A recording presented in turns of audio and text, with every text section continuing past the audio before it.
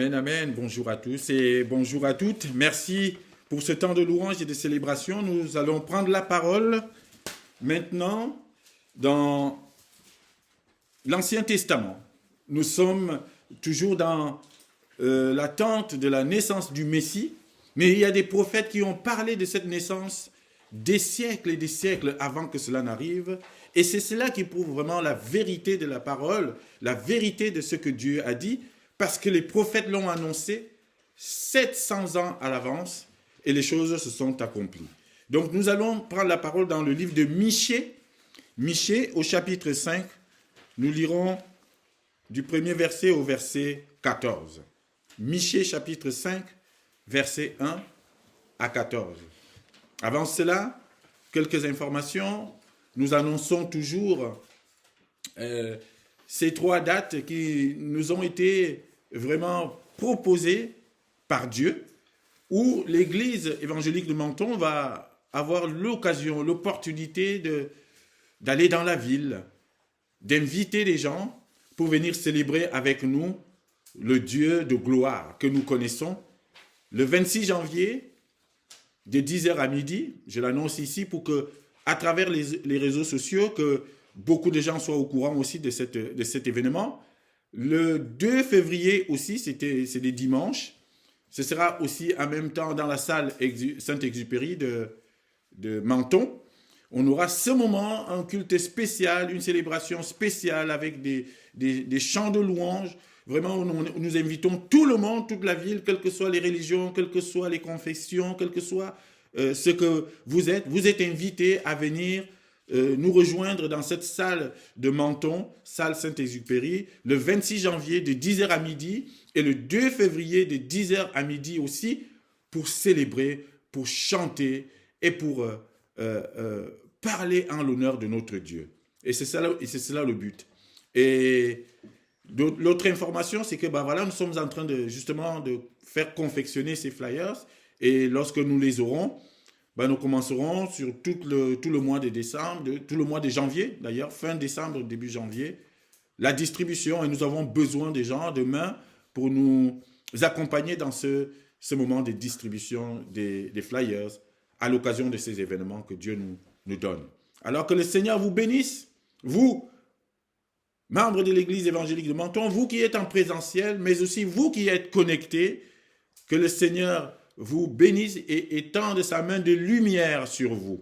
Nous avons vu dans cette première partie de louange et de célébration qui nous a été proposée par notre frère Yannick, que la lumière est venue dans le monde.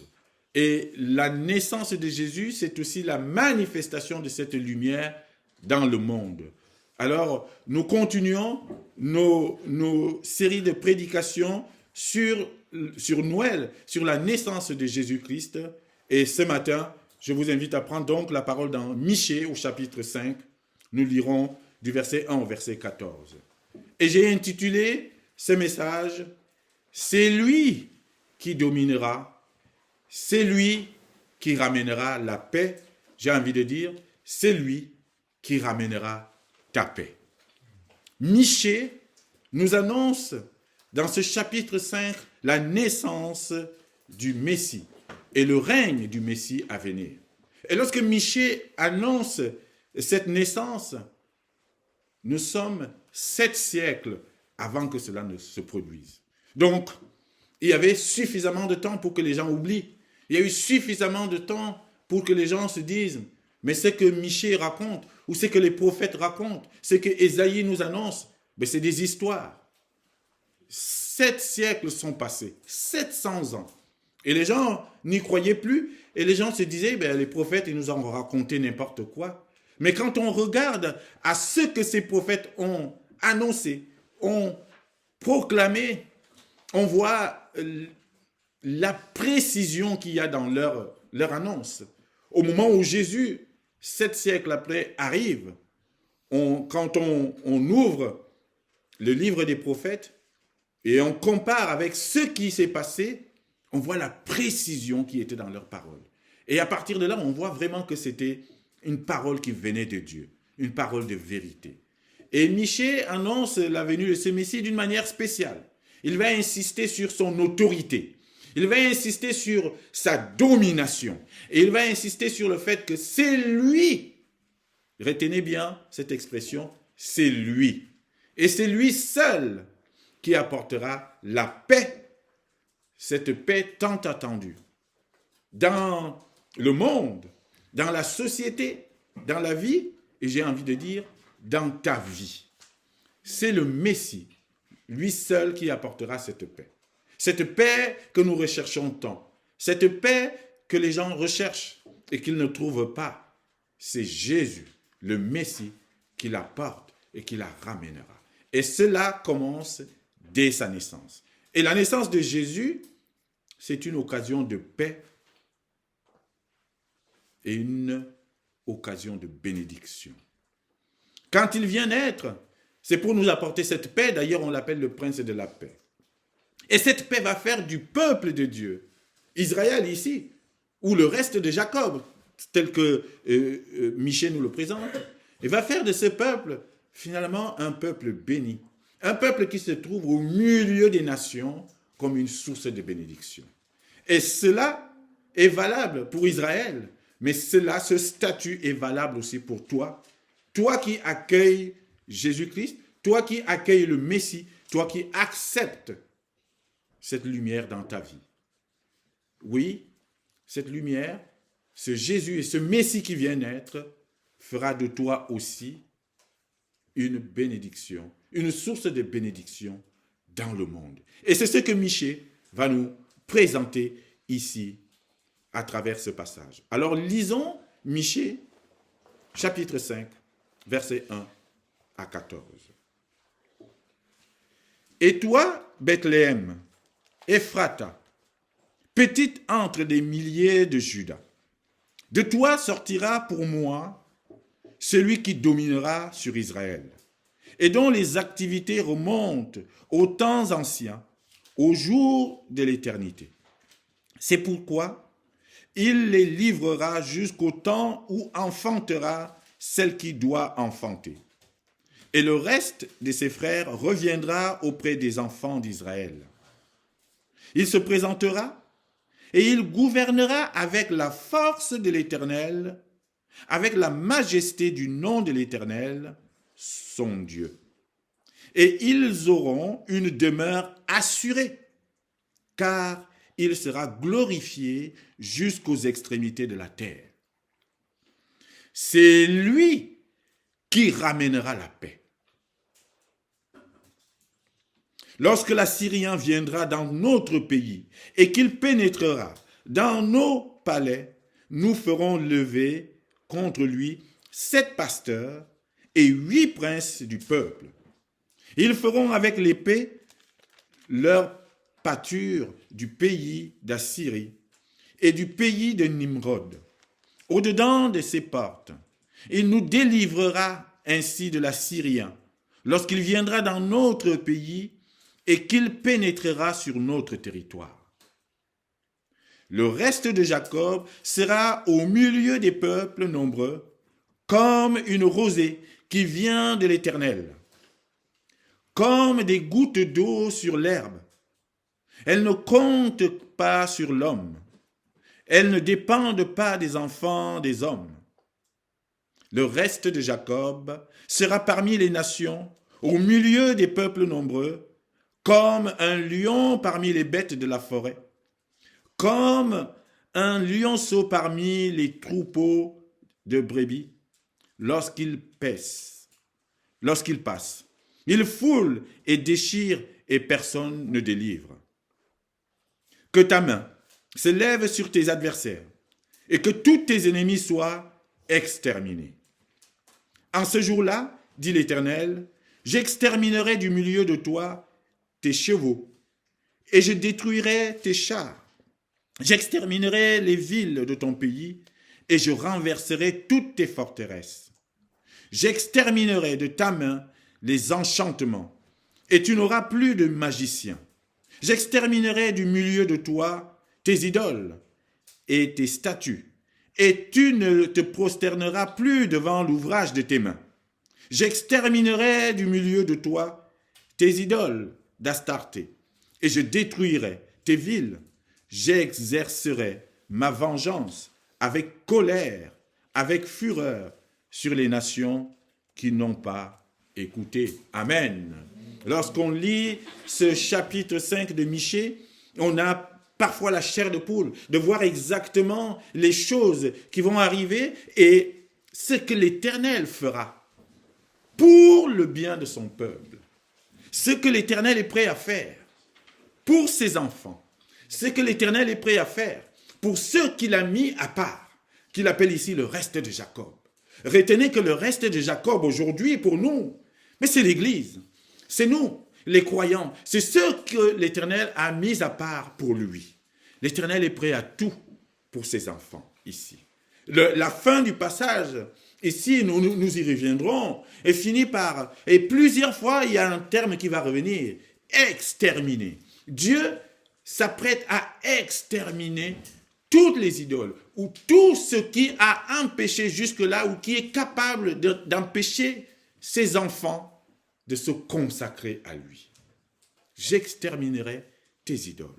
Mais avant cela, ce que Michée nous raconte ici, c'est qu'il nous dit qu'il sortira, et c'est le premier point, de Bethléem, celui qui dominera.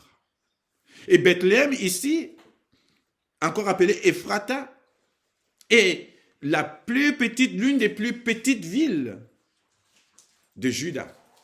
C'est dans la plus petite ville, la plus anodine, peut-être même la plus insignifiante, que Dieu va faire sortir le prince de la paix, que Dieu va faire sortir celui qui aura autorité, que Dieu va faire sortir pour lui, pour sa gloire et pour la paix de son peuple, qu'il va sortir celui qui va dominer. Dieu nous montre à travers cela que il peut sortir quelque chose de très grand à partir de rien, à partir peut-être des circonstances qu'on peut considérer comme insignifiantes. Dieu, et la Bible nous le dit, peut sortir la plus grande sagesse ou la plus grande puissance des choses folles du monde. Amen. Ou des petites choses du monde. Ce qu'on considère comme petit, c'est là que Dieu vient sortir sa puissance. Amen. C'est ce qu'il fait à Bethléem. Il choisit Bethléem. C'était une bourgade. C'était une petite ville de quelques habitants. Ils n'étaient pas nombreux. Mais c'est de là que Jésus va naître. C'est là qu'il choisit pour faire naître le Tout-Puissant, l'admirable, le Père éternel. Oui, voilà comment est notre Dieu. Il confond les choses du monde. Il confond les choses folles du monde. Les choses qui sont considérées comme sages par sa puissance. De Bethléem va sortir le Très-Haut, le Tout-Puissant. Il dit, et toi, Bethléem, verset 1, Ephrata, petite entre les milliers de Juda, de toi sortira pour moi celui qui dominera sur Israël. Qui l'aurait cru? On se serait attendu à ce que le Messie, le Tout-Puissant, sorte de Jérusalem, naisse à Jérusalem. Ça aurait été la logique. Et dans notre logique humaine, on se serait attendu à ce que le prince de la paix, le roi des rois, le seigneur des seigneurs, le Messie, le sauveur du monde, naisse dans la capitale. Dans le plus bel hôpital de la capitale. Là où tout le monde viendra. Non, il va faire naître son fils à Bethléem. Et dans quelles conditions? Quand vous lisez les évangiles, vous voyez dans quelles conditions Jésus est né. Dans une étable. Au milieu d'un champ. D'une humilité incroyable. Mais on aurait pu se dire, mais c'est le roi des rois, c'est le Messie, mais il faut qu'il naisse dans un hôpital. Mais non.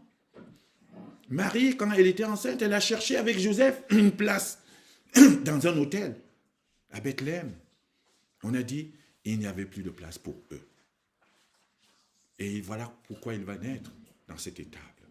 Oui, par les choses les plus folles, les plus petites, les plus insignifiantes, Dieu peut sortir quelque chose de grand. Alors ne négligez pas ce qui vous paraît petit. Ne négligez pas ce que le monde met à côté. Non, c'est par là, souvent, que Dieu vient sortir quelque chose de grand pour confondre les sages de ce monde. Et c'est cela, la première chose que nous pouvons retenir. Dieu va choisir les choses les plus folles ou les plus petites du monde pour manifester sa puissance. Alors cela nous invite à quoi? À une plus grande humilité. Cela nous invite à rester vraiment comme des petits enfants devant ce Dieu. Et c'est là qu'il viendra se manifester. C'est là, lorsque nous nous présentons comme ces petits enfants qui sont prêts à attendre tout du Père, qu'il vient manifester sa puissance. Oui, et c'est cela. C'est de Bethléem que sortira le Très-Haut. Et la deuxième chose que Dieu veut nous faire comprendre ce matin, c'est qu'il va insister sur ce Messie qui va naître. Il va dire, c'est lui qui ramènera la paix. Verset 4, c'est lui qui ramènera la paix lorsque l'Assyrien viendra dans notre pays. L'apôtre Paul dans Éphésiens nous dit, c'est lui notre paix. Nous cherchons tellement la paix dans le monde. Les gens passent tellement par des difficultés, par des troubles de toutes sortes. Et souvent, nous sommes mal nous-mêmes, parce que ça ne va pas, parce qu'on veut des choses, parce qu'on a l'impression que les choses partent dans tous les sens. On n'arrive pas à trouver la paix. On n'arrive pas à trouver cette véritable paix qui nous permet de rester tranquille, mais même au milieu des tribulations et des circonstances. On la cherche, et parfois les gens ont du mal à la trouver. Et la parole de Dieu nous dit ce matin, la paix se trouve en Jésus. C'est lui qui ramène la paix. C'est lui qui ramènera ta paix, cette paix que tu cherches tant, cette paix après laquelle tu cours. C'est lui qui la ramène. Quand Jésus va arriver, qu'est-ce qu'il va dire à ses disciples? Je vous donne ma paix. Je vous donne la paix. Je vous donne ma paix. Parce que la paix de Jésus n'est pas comme la paix du monde. La paix de Jésus n'est pas comme celle que la plupart du temps nous cherchons, qui est fragile et qui est basée sur du faux semblant. La vraie paix dans le cœur vient de Jésus. Et c'est pour ça que nous sommes tous amenés à aller vers Jésus et à l'accepter et à l'adopter dans nos cœurs. Au chapitre 14 de l'évangile de Jean, au premier verset, il va dire à ses disciples que votre cœur ne se trouble point. Croyez en Dieu et croyez en moi. C'est lui qui nous apporte cette paix. Et c'est ce que Michée va dire ici, 7 siècles avant qu'il n'arrive. C'est lui qui ramènera la paix. Israël était en proie à des guerres. Israël était entouré d'ennemis. Israël était entouré de gens, de peuples et de nations qui n'avaient qu'une seule idée en tête, détruire le peuple de Dieu. Donc il était tout souvent attaqué. Et l'un des ennemis numéro 1 d'Israël, c'était la Syrie. Et ce qu'il appelle ici l'Assyrien, avec son roi Sanchérib. Et passer le temps à venir, à détruire Jérusalem, à envahir, à récupérer telle ou telle chose. C'était l'ennemi qui faisait le plus peur à Israël. Et cet ennemi est cité ici par Michée. Il venait, il attaquait tout, bêtes, champs, hommes, femmes, tout ce qu'il voulait. Il partait. Il avait l'armée la plus puissante du monde méditerranéen de cette époque-là, Sanchérib. Et Michée va dire à ce peuple d'Israël, qui est en souffrance, qui a peur de ce voisin très dangereux, il lui dit, c'est lui qui va arriver, c'est lui qui va vous ramener la paix. Lorsque l'Assyrien pénétrera dans votre territoire, c'est le Messie qui ramène cette paix. Alors ça m'a fait penser à des choses. Parce que nous aussi, nous avons un Assyrien peut-être à côté de nous, ou autour de nous. Nous avons aussi cet Assyrien-là, en quelque sorte, qui vient perturber notre paix, qui vient souvent troubler notre paix, et qui parfois pénètre dans nos territoires. Le seul qui va nous délivrer de l'Assyrien, et c'est le seul qui va empêcher que l'Assyrien pénètre dans notre territoire, c'est Jésus-Christ. Voilà pourquoi il faut le brandir à chaque fois. Moi, un jour, l'Assyrien est entré dans mon territoire. c'est-à-dire dans ma vie. Et parfois, mine de rien, il a tout détruit. Il a tout détruit. Et je me suis retrouvé à terre. Il a détruit. Et je suis passé par des moments très compliqués et difficiles. Et un jour, quelqu'un m'a tenu la main parce que j'ai cherché Jésus.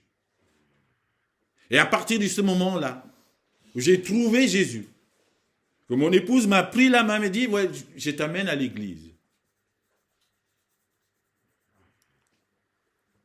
Jésus a rétabli tout dans ma vie. Et alors, à partir de ce moment-là, je me suis dit, plus jamais je n'accepterai que l'Assyrien entre dans mon territoire. Bien-aimé en Christ, cherchez Jésus et marchez avec lui. C'est lui qui ramènera la paix. Et c'est lui qui viendra te délivrer lorsque l'Assyrien essayera d'entrer dans ton territoire. Et l'Assyrien essaie d'entrer dans nos territoires. Il essaie d'entrer dans la famille. Il essaie d'entrer dans nos vies. Il essaie d'entrer dans les églises, justement pour détruire. Mais seul Jésus peut l'arrêter. C'est lui qui ramènera la paix lorsque l'Assyrien viendra dans notre pays et qu'il pénétrera dans nos palais. Nous ferons lever contre lui 7 pasteurs et 8 princes du peuple. Ils feront avec l'épée leur pâture du pays d'Assyrie et du pays de Nimrod. Au-dedans de ces portes, il nous délivrera ainsi de l'Assyrien lorsqu'il viendra dans notre pays et qu'il pénétrera sur notre territoire. C'est Jésus qui nous délivrera de l'Assyrien pour nous donner la paix. Et l'Assyrien peut prendre plusieurs formes. L'Assyrien, ça peut être la maladie. L'Assyrien, ça peut être, oui, cet adversaire-là qui est là tout le temps en train de t'attaquer. L'Assyrien, ça peut être aussi les difficultés au travail. L'Assyrien, ça peut être toutes choses, toutes sortes de perturbations dans ta vie. Oui, ça peut être l'Assyrien qui prend plusieurs formes. C'est l'adversaire. On l'appelle dans l'Apocalypse la bête. La seule personne qui nous délivre de cet Assyrien, c'est Jésus-Christ. Voilà pourquoi Michée dit au peuple d'Israël, troublé, perturbé par l'Assyrien, c'est lui qui ramènera la paix. Alors adoptons-le, prenons-le. La troisième chose qu'il nous dit, c'est que oui, le reste de Jacob, c'est ce qu'il appelle cette partie d'Israël où ces fidèles qu'il a pris soin de mettre à part pour lui. Ce reste de Jacob sera donc au milieu des nations, au milieu des peuples, sera établi au milieu des nations. Lorsque cette paix sera là, le peuple de Dieu, en fait, c'est ça qu'il faut comprendre, sera établi au milieu des nations. Mais il sera établi comment? Ce peuple de Dieu, dont nous faisons partie aujourd'hui, dont l'Église de Jésus-Christ fait partie aujourd'hui, dont tu fais partie aujourd'hui, toi le croyant, toi le chrétien, toi qui l'as choisi, ce peuple de Dieu sera établi au milieu des peuples nombreux ou au milieu du monde, comprenez cela, comme une source de bénédiction. Parce que le prince de paix aura établi la paix, t'aura délivré de l'Assyrien, alors tu deviendras une source de bénédiction. Ici, Michée, à partir du verset 6, va exprimer et présenter les choses sous forme de métaphores. Il y a plusieurs métaphores qu'il va utiliser ici pour désigner le nouveau statut du peuple de Dieu. Une fois que la paix est là, une fois que le Messie arrive, tu prends un nouveau statut. Le reste de Jacob est établi au milieu du peuple, au milieu des peuples nombreux. Première métaphore, comme une rosée qui vient de l'Éternel. Une rosée qui vient de l'Éternel, c'est une source de bénédiction. Une rosée qui vient de Dieu, c'est une source de paix. Israël sera une source de bénédiction. L'Église de Jésus-Christ sera et doit être une source de bénédiction. C'est le reste d'Israël. Nous, les chrétiens, nous, les croyants, nous devons être une source de bénédiction pour d'autres. De telle sorte qu'autour de nous, que les gens trouvent du bien, du réconfort, du repos. Oui, ceux qui auront choisi Jésus, ceux qui auront choisi de servir Jésus, doivent être une source de bénédiction. Une fois que la paix est arrivée, on s'établit comme une rosée qui vient de l'Éternel. Une très belle image ici. Et c'est ce que l'Église doit être. Et c'est ce que nous sommes appelés à être. Il est temps aujourd'hui que l'Église devienne véritablement ce pourquoi elle est. Une source de bénédiction pour le monde, pour les gens autour de nous. Il est temps qu'aujourd'hui, l'Église devienne véritablement une Église placée au milieu de la ville, au milieu des villages, j'ai envie de dire, au milieu du monde, comme cet endroit dans lequel tout le monde vient puiser sa paix et sa bénédiction. Or, ce qu'on voit souvent dans les églises aujourd'hui, c'est que parfois, on y entre et on en ressort plus détruit que quand on entrait. C'est dommage. Et ce n'est pas ça la vocation de l'Église. Et ce n'est pas ce que nous sommes appelés à être. Et je prie le Seigneur que notre assemblée, notre Église, soit une véritable source de bénédiction et de paix pour tous ceux qui y viennent. Afin qu'ensemble, nous puissions marcher et célébrer notre Dieu. Dans le calme, dans la paix, avec humilité. C'est ça la véritable vocation de l'Église. Et l'Israël, le reste de Jacob, aujourd'hui pour nous, c'est l'Église. Une rosée qui vient de l'Éternel. Quelle belle image. Oh, je veux que mon Église soit une rosée qui vient de l'Éternel et qui s'établit et qui touche tout le monde. C'est la première image. La deuxième image qu'il donne ici, c'est que Israël, le reste de Jacob, alors que la paix est posée sur elle, alors que le prince de paix arrive, qu'il soit comme des gouttes d'eau sur l'herbe. Des très belles images. Je pense que Michée était un poète. Il dit, au verset, je lis à partir du verset 6, « Le reste de Jacob sera au milieu des peuples nombreux, comme une rosée qui vient de l'Éternel. » Et par la suite, il dit, « Comme des gouttes d'eau sur l'herbe. » Représentez-vous un peu l'image. Et c'est ça l'image de l'Église. Et c'est ça l'image des membres de l'Église, de chaque croyant, de chaque chrétien. Je prie le Seigneur qu'il fasse de moi quelqu'un qui est comme des gouttes d'eau sur l'herbe. Qu'est-ce qu'une goutte d'eau fait sur l'herbe? Elle fait du bien. Elle arrose. Elle fait grandir. Elle fait croître. Elle fait prendre la racine. C'est ça le rôle de... Lorsqu'on arrose la pelouse, lorsqu'on arrose l'herbe, les gouttes d'eau sont censées faire du bien pour que l'herbe soit plus verte encore. Oh, soyons des sources de bénédiction autour de nous, chers frères et sœurs. Et c'est parfois difficile parce que nous nous laissons encore parfois de temps en temps influencer par l'adversaire. Mais que cela soit brisé dans le nom de Jésus. Soyons des gouttes d'eau sur l'herbe. Et ça aussi, c'est une autre image de l'Église. Comme des gouttes d'eau sur l'herbe. Que les croyants, les chrétiens, les membres des églises que nous sommes aujourd'hui, que nous soyons, et c'est ma prière, partout où nous sommes, des gouttes d'eau qui font du bien à l'herbe, qui arrosent par la parole de Dieu, qui arrosent des semences partout, au travail, dans la société, à la maison. Arrosons et faisons du bien autour de nous, comme des gouttes d'eau. Quand je vous le dis, je pense aussi d'abord à moi-même. Combien de fois j'ai failli? Combien de fois, au lieu d'être une goutte d'eau qui arrose et qui fait du bien, j'ai dû faire des choses ou dire des choses qui n'honorent pas et qui parfois blessent. Nous avons besoin de grâce. Nous avons besoin de pardon tout le temps. Nous avons besoin de nous prosterner devant le Très-Haut pour lui dire, pardon, transforme-moi. Des gouttes d'eau sur l'herbe. La troisième image qu'il nous donne ici de l'Église d'aujourd'hui, de nous, des chrétiens, des croyants, c'est que nous devons être comme un lion parmi les bêtes de la forêt. Mais ce lion-là, ce n'est pas le lion rugissant dont nous parle Pierre. Ce n'est pas le lion qui va faire du mal. Non, ce lion-là, c'est celui qui va garder ce qu'il a obtenu.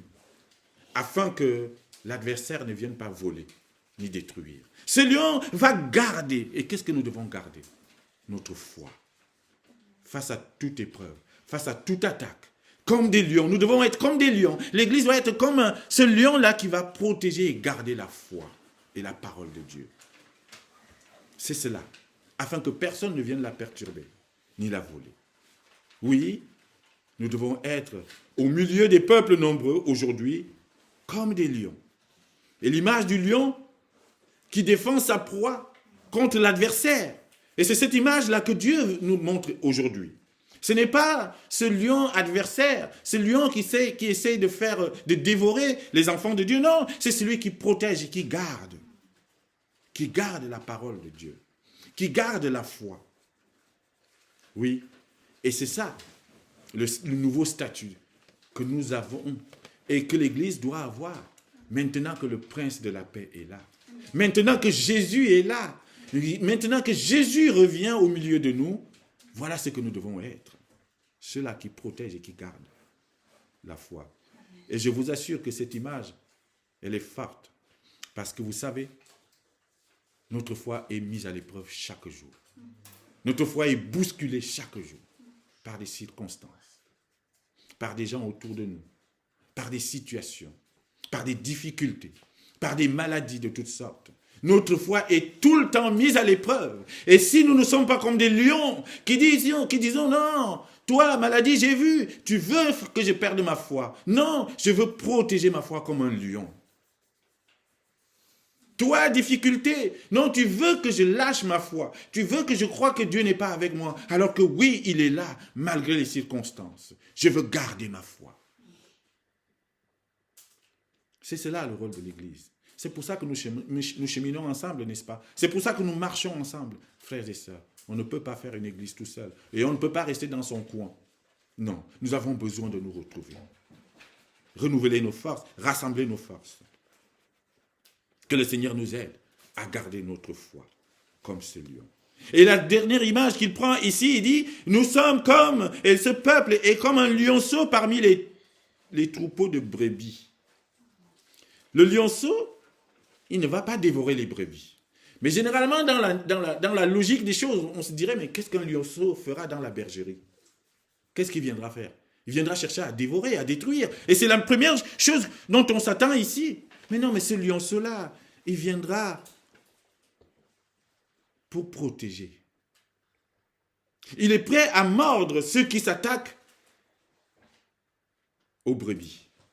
Il est prêt à chasser ceux qui viennent s'approcher des brebis. Il ne dévore pas, mais il va garder, il va protéger.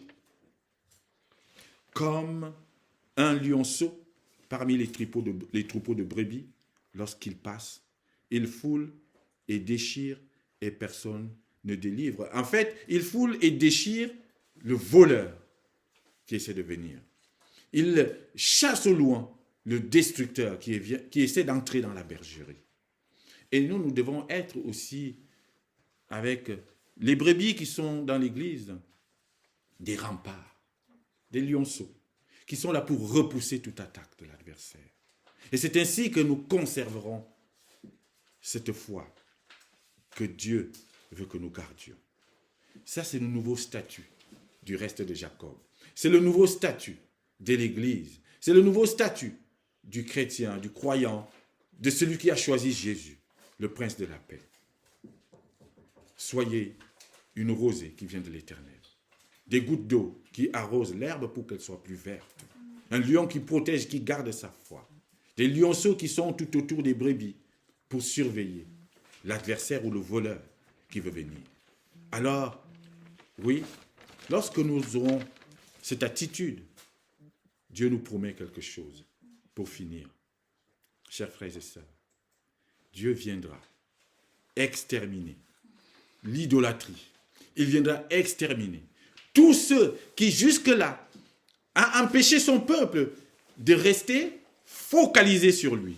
Tous ceux qui ont empêché son peuple de rester consacré à lui. Dieu donne la promesse d'exterminer toutes ces choses qui empêchent de rester fixés sur lui. Nous avons un Dieu jaloux et qui ne veut pas que nous ayons un cœur partagé.